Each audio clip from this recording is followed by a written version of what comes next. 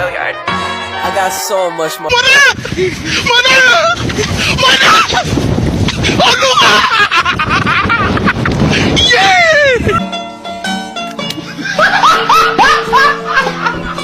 Are you ready, kids? Aye, aye, Captain! I can't hear you. Aye, aye, Captain! Oh! Fucking design on right now. Break it down, bring it back, make it clap. I got 3 old thoughts, new block, where that thing. Bitches on my line, and you know Assalamualaikum warahmatullahi wabarakatuh.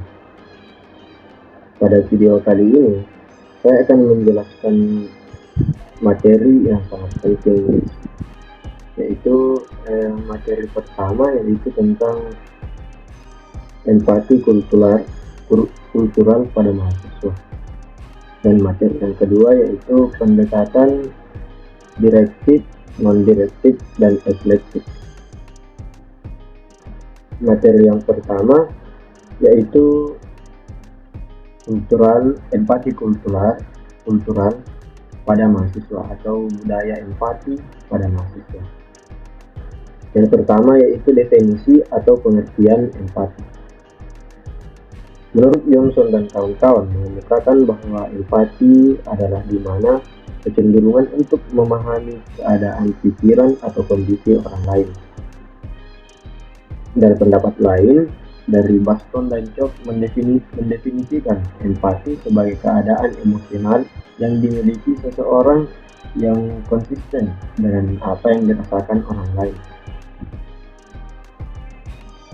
Dari pendapat Kostner dan kawan-kawan mengungkapkan pendapat yang serupa, di mana Kostner dan kawan-kawan mendefinisikan empati sebagai kemampuan untuk menempatkan diri dalam perasaan atau pikiran orang lain tanpa harus benar-benar terlibat dengan perasaan atau reaksi orang tersebut.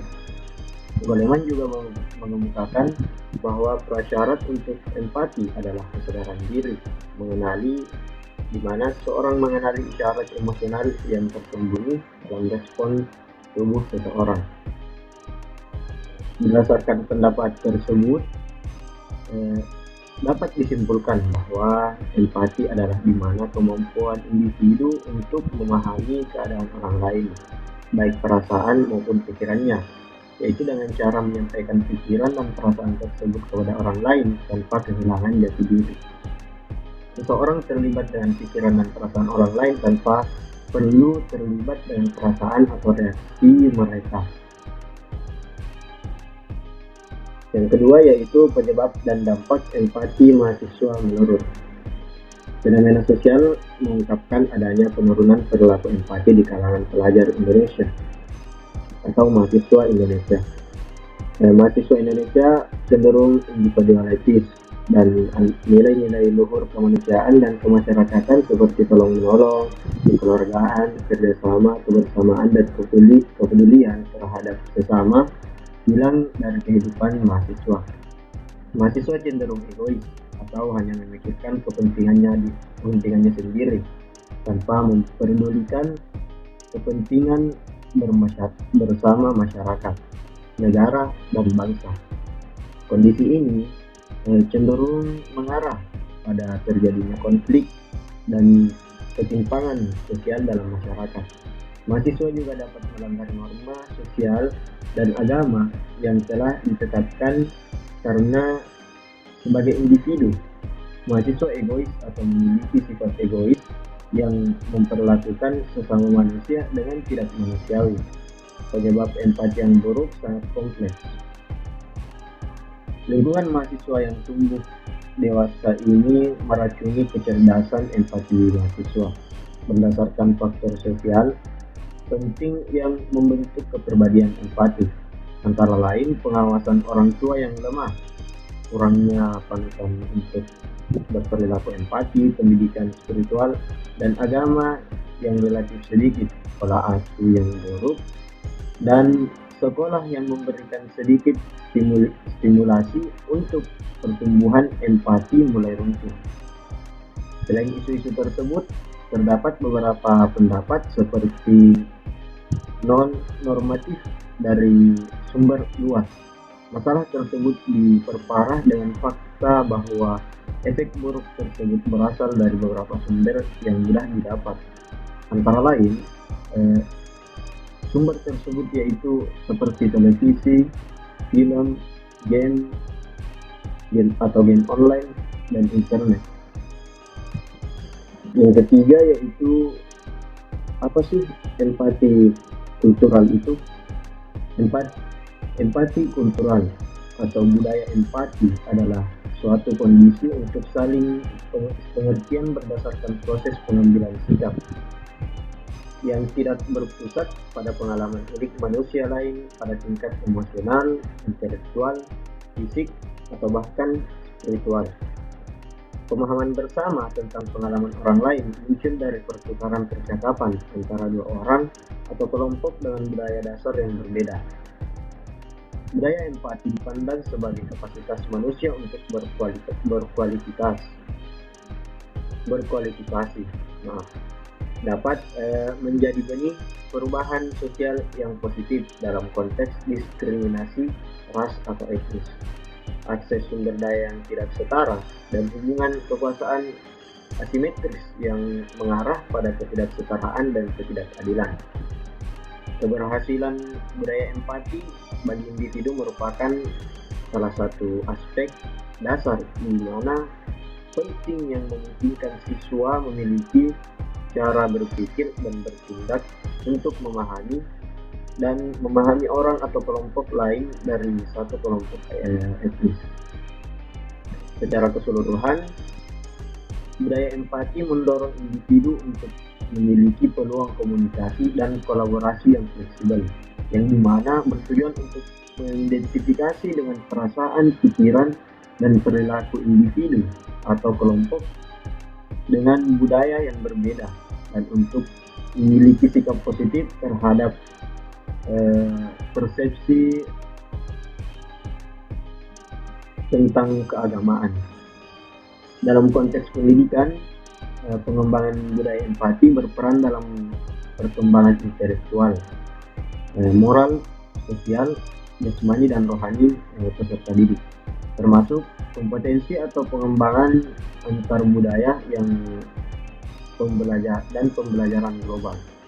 Dalam urutan kronologis, individu harus mencapai tugas perkembangan yang menekankan kecenderungan di mana perilaku yang membangun empati budaya dan tujuan yang mengikuti aturan dan terlibat dalam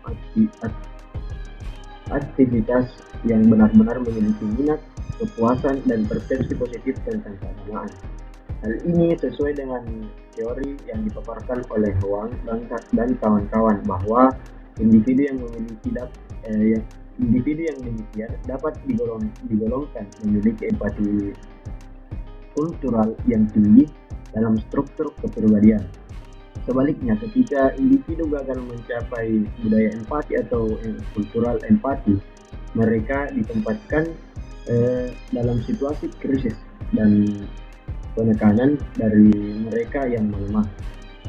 Dengan demikian, inti dari empati budaya adalah individu merasakan dan memahami orang lain yang berbeda latar belakang etnografi atau etnik kebangsaan dan demografi seperti usia, jenis kelamin, gaya hidup atau kebiasaan, status afiliasi dan afiliasi, serta mengembangkan pemahaman tersebut secara efektif dan efisien.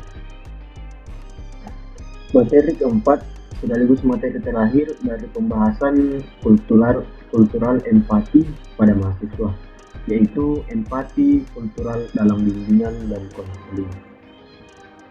Empati kultural merupakan faktor yang sangat penting dalam bimbingan dan konseling. Proses konseling merupakan dukungan interaktif antara dua orang dari latar belakang budaya yang berbeda. Salah satu masalah yang sering muncul adalah di mana kurangnya empati dalam komunikasi dapat menyebabkan kesalahpahaman dalam interaksi komunikasi yang dapat menyebabkan frustasi terhadap konseling dan tidak ada manfaat dari proses konseling tersebut. Bimbingan dan konseling merupakan bagian integral dari pendidikan. Perspektif budaya empati mewakili individu yang harus mencapai aspek kognitif, emosional, dan psikomotorik yang dinamis untuk mencapai pengembangan diri yang optimal. Mengenai bimbingan dan konseling memiliki fungsi yang sama, yaitu membantu pengembangan, menyadari potensi diri, dan membekali individu dengan empati budaya sebagai bentuk kapasitas berpikir dan bertindak untuk memahami orang lain secara konstruktif. Tempat bimbingan dan konseling dalam penelitian ini yaitu diletakkan dalam membidik konsep bimbingan dan konseling perkembangan, menunjukkan bahwa bimbingan dan konseling ada bertujuan di mana untuk membantu siswa mencapai tantangan dan potensi perkembangannya, terutama dalam aspek emosional, intelektualnya, dan aspek sosial. Aspek emosional, intelektual, dan sosial ini adalah fondasi utama mengapa budaya empati harus didiskusikan dan ditingkatkan untuk siswa dalam konteks multikultural, yaitu sebagaimana dipahami dalam literatur tentang perkembangan manusia. Masa remaja adalah jendela untuk menuju perubahan perkembangan yang memiliki efek jangka panjang dan pada individu. Masa remaja memberikan kesempatan bagi individu untuk mengembangkan dan melatih keterampilan sosial, sikap, dan nilai-nilai yang diperlukan, yang bertujuan di mana untuk transisi yang sukses menuju masa dewasa dan akan membantu mereka menjadi orang yang dewasa yang dapat bertanggung jawab secara budaya dan beragam. Hal ini menjadikan bimbingan dan konseling sebagai tempat atau lokasi yang strategis untuk memberikan layanan perkembangan pada siswa remaja dan untuk dapat menjelaskan dan mengaplikasikan kultural budaya kepada siswa remaja. Oke, kita melangkah ke materi yang kedua, yaitu pendekatan direktif, non-direktif, dan eklektik. Pembahasan pertama yaitu pengertian atau definisi pendekatan direktif, non-direktif, dan eklektik. Yang pertama, pendekatan direktif. Konseling direktif yang diperkenalkan oleh Williamson sering disebut juga konseling behavioristik atau konseling pendekatan perubahan tingkah laku seseorang. Pendekatan dalam konseling ini didasarkan pada konsep bahwa masalah orang tersebut berkembang dan merupakan hasil kontak dengan lingkungan luarnya. Konseling direktif yaitu proses dan dinamika pengentasan masalahnya mirip seperti penyembuhan penyakit. Pernah juga disebut konseling klinis atau clinical counseling. Dengan demikian, inisiatif dan peran utama pemecahan masalah lebih banyak dilakukan oleh konselor. Konseli bersifat menerima perlakuan dan keputusan yang dibuat oleh konselor. Dalam konseling direktif diperlukan data yang lengkap tentang konseli untuk dipergunakan dalam usaha diagnosis. Menurut Prayitno, konseling direktif disebut juga counseled approach, yakni konseling yang pendekatannya berpusat pada konselor.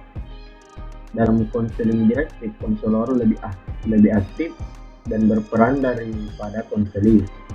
Konselor mengambil peran besar dalam proses konseling, termasuk dalam mengambil inisiatif dan pemecahan masalah.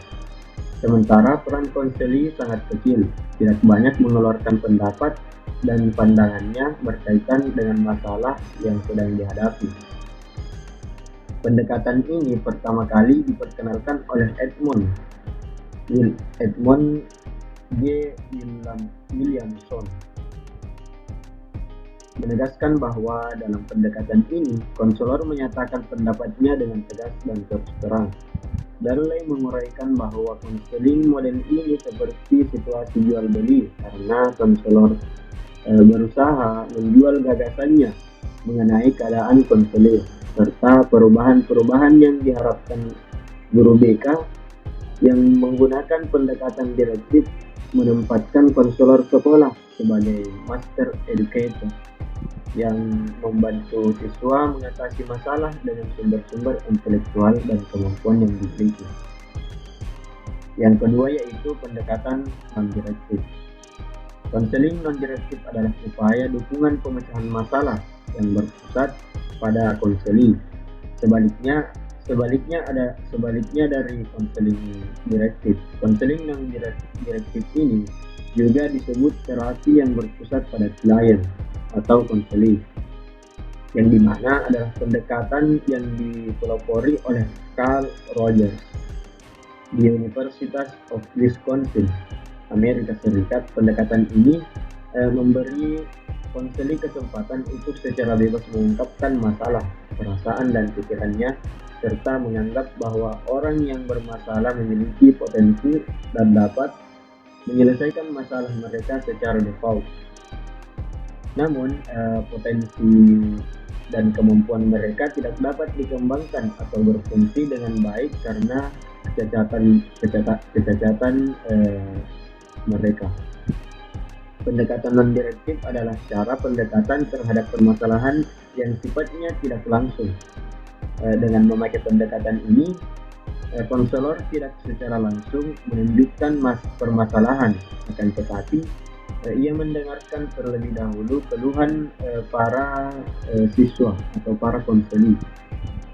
Konselor memberikan kesempatan sebanyak mungkin untuk mengutarakan permasalahan yang dihadapi. Pendekatan non-direktif ini berdasarkan pemahaman psikologi humanistik, yaitu sangat menghargai orang yang akan dibantu atau yang akan dipecahkan masalahnya. Yang ketiga yaitu pendekatan eklektik. Konseling eklektik dapat disebut sebagai pendekatan konseling integratif, yang dimana menunjukkan bahwa dalam konseling ini berpegang pada pandangan teoritis dan pendekatan yang merupakan perpaduan dari berbagai unsur yang diambil atau dipilih dari berbagai konsepsi serta pendekatan.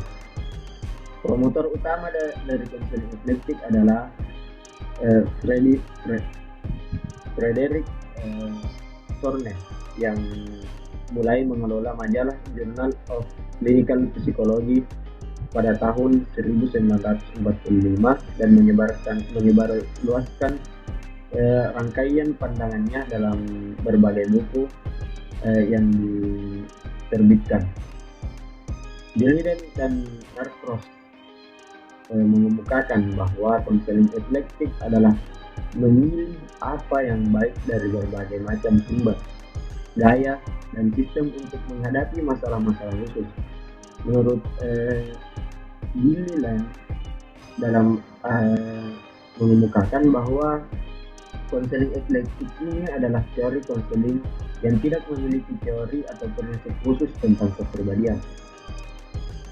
Dari pendapat-pendapat di atas dapat dikemukakan bahwa konseling eklektik adalah konseling yang memilih teori yang baik dari bermacam-macam teori, metode, dan pengalaman praktik untuk dipergunakan bersama-sama dalam menghadapi kondisi. Pembahasan yang kedua yaitu tujuan pendekatan direktif, non-direktif, dan eklektik. Pendekatan yang pertama yaitu tujuan pendekatan direktif.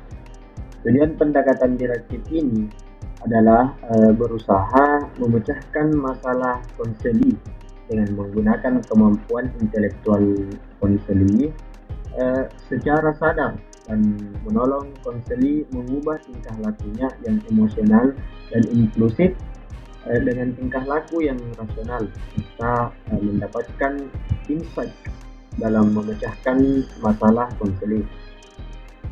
Tujuan konseling direktif yang utama yaitu adalah untuk membantu konseli merubah tingkah lakunya yang emosional dan impulsif serta tingkah laku rasional dengan sengaja, secara teliti dan berhati-hati. Yang kedua yaitu tujuan pendekatan non-direktif. Tujuan dasar konseling non-direktif ini secara rinci yang disebutkan oleh Parsel dan Vogt. Yang pertama yaitu membebaskan konseli dari berbagai konflik psikologis yang dihadapinya. Yang kedua, menumbuhkan kepercayaan diri konseli untuk mengambil satu atau serangkaian keputusan yang terbaik bagi dirinya sendiri tanpa meragukan orang lain. Yang ketiga yaitu memberikan kesempatan seluas-luasnya kepada konseli untuk belajar mempercayai orang lain dan memiliki kesiapan secara terbuka untuk menerima berbagai pengalaman orang lain yang bermanfaat bagi dirinya sendiri.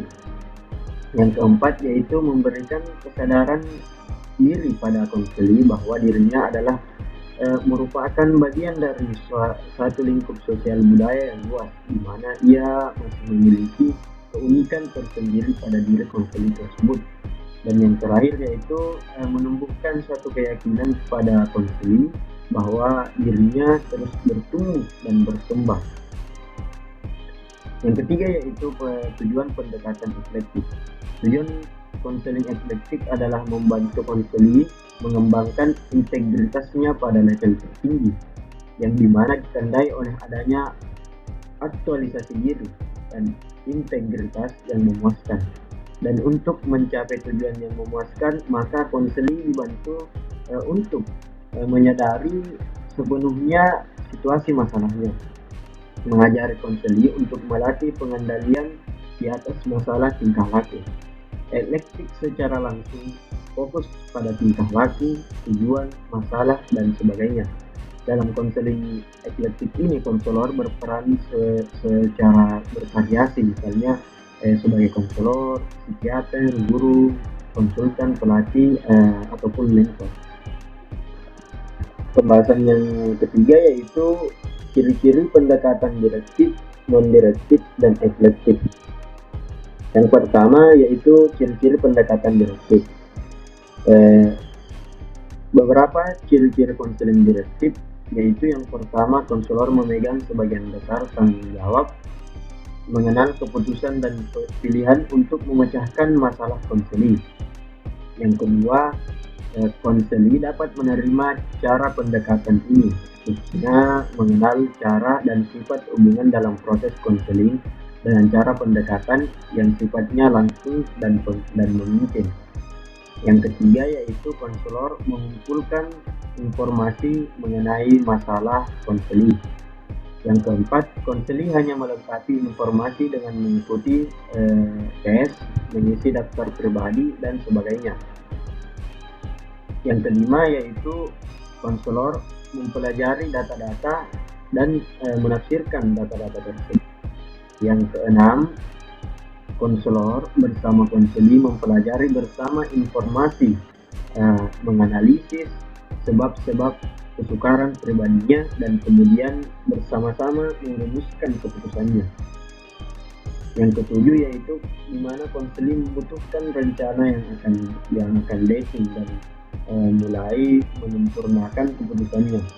Dan yang terakhir, konselor mencatat dan melaporkan hasil konseling pada konseli agar konseli semakin jelas mengetahui masalahnya dan cara pemecahannya. Yang kedua yaitu ciri-ciri pendekatan non-direktif. Ciri-ciri pendekatan non-direktif ini yaitu yang pertama, menempatkan konseli pada kedudukan sentral. Konseli aktif untuk mengungkapkan dan mencari pemecahan masalah. Jadi hubungan ini menekankan pada aktivitas konseli dan tanggung jawab konseli sendiri. Yang kedua yaitu konselor berperan hanya sebagai pendorong dan pencipta situasi yang memungkinkan konseli untuk bisa berkembang sendiri. Jadi konselor hanya berperan di mana untuk membantu konseli dalam merefleksikan sikap dan perasaan-perasaannya. Yang ketiga yaitu konseli adalah merupakan objek dari subjek yang memegang otoritas, atau dia bisa sebagai konselor dari diri sendiri, sedangkan konseli harus mengikuti dan taat kepada apa yang digariskan oleh pemegang otoritas. Yang terakhir yaitu pemegang otoritas adalah orang yang paling tahu segala hal. Dialah yang menunjukkan atau mencari jalan pada klien atau konseli. Jadi pemegang otoritas adalah berperan sebagai faktor penentu pada konseli. Ciri-ciri yang ketiga yaitu ciri-ciri pendekatan eklektik. Konseling eklektik memperjelas juga beberapa ciri yang dimilikinya, seperti kebebasan yang dimiliki konselor dalam menggunakan cara-cara yang terbaik untuk mengatasi masalah konseli. Ciri-ciri lain dari konseling eklektik ini diantaranya adalah tidak mempunyai teori khusus atau prinsip khusus mengenai kepribadian, menggunakan data keseluruhan kehidupan konseli yang selalu berubah, dan tidak adanya peran dan fungsi konselor yang spesifik. Pembahasan yang terakhir yaitu tahapan pendekatan direktif, non-direktif, dan reflektif. Yang pertama, tahapan pendekatan direktif. Menurut Williamson merumuskan 6 langkah atau tahap pelaksanaan konseling direktif, yaitu yang pertama tahap analisis. Analisis ini merupakan langkah di mana mengumpulkan data atau informasi tentang diri konseli serta latar belakangnya. Informasi atau data yang dikumpulkan mencakup segala aspek kepribadian konseli seperti kemampuan, minat, motif, kesehatan fisik, dan karakteristik lainnya. Yang kedua, tahap sintesis. Tahap sintesis ini bertujuan di mana yaitu merangkum, menggolongkan, dan menghubungkan data yang telah terkumpul pada tahap analisis. Yang ketiga, tahap prognosis. Tahap prognosis ini merupakan bagian dari diagnosis. Prognosis bersangkutan dengan upaya di mana memprediksikan kemungkinan yang akan terjadi berdasarkan data yang ada sekarang atau yang didapat oleh konselor. Konseli diajak untuk menyadari kemungkinan yang akan terjadi jika keadaan seperti sekarang ini tetap berlanjut. Yang keempat yaitu tahap treatment. Langkah ini merupakan inti dari pelaksanaan konseling. Langkah-langkah yang diambil oleh konselor dan konseli dilakukan ke arah di mana subjek dapat meningkatkan kepercayaan dirinya. Usaha-usaha pada langkah ini yaitu diantaranya seperti menciptakan atau meningkatkan hubungan baik antara konselor dengan konseli, menafsirkan data yang telah ada dan mengkomunikasikannya pada konseli, memberikan saran atau ide pada konseli, atau merencanakan kegiatan yang dilakukan bersama konseli, membantu konseli dalam melaksanakan rencana kegiatan, dan jika perlu menunjukkan kepada konselor atau ahli lain untuk memperoleh diagnosis atau konseling dalam masalah yang lain. Yang terakhir yaitu tindak lanjut. Tindak lanjut di mana merujuk pada segala kegiatan membantu peserta didik atau konseli setelah mereka memperoleh layanan konseling. Tindak lanjut ini meliputi semua hal yang telah dilakukan konselor terhadap konseli dalam menghadapi masalah baru atau masalah yang muncul lagi, dan penilaian terhadap efektivitas dari konseling. Yang kedua yaitu tahapan pendekatan non-direktif. Tahapan pendekatan non-direktif ini yang pertama mendengarkan, yang dimana mendengarkan ini bertujuan untuk mendengarkan keluhan apa saja yang masalah konseli yang dikonseling tersebut. Yang kedua, memberi penguatan, di mana konselor bertujuan untuk memberi penguatan atau mendorong untuk mencari solusi dari masalah yang dihadapi. Yang ketiga yaitu menjelaskan. Menjelaskan di sini dimana ketika konseling sudah menemukan solusi dari masalah tersebut, konseling menjelaskan secara rinci solusi yang telah didapatkan oleh konseling. Yang keempat yaitu menyajikan, di mana konselor menyajikan atau menyatukan semua keluhan-keluhan yang diberikan oleh konseling. Konselor merampung semua apa-apa yang disampaikan oleh konseling. Dan yang terakhir memecahkan masalah. Memecahkan masalah di sini yaitu di mana seperti yang tadi dibahas, pengertian dan direktif di mana hanya untuk konseling tersebut untuk memecahkan masalahnya sendiri. Jadi memecahkan masalah di sini di mana siswa konseling tersebut dapat memecahkan masalahnya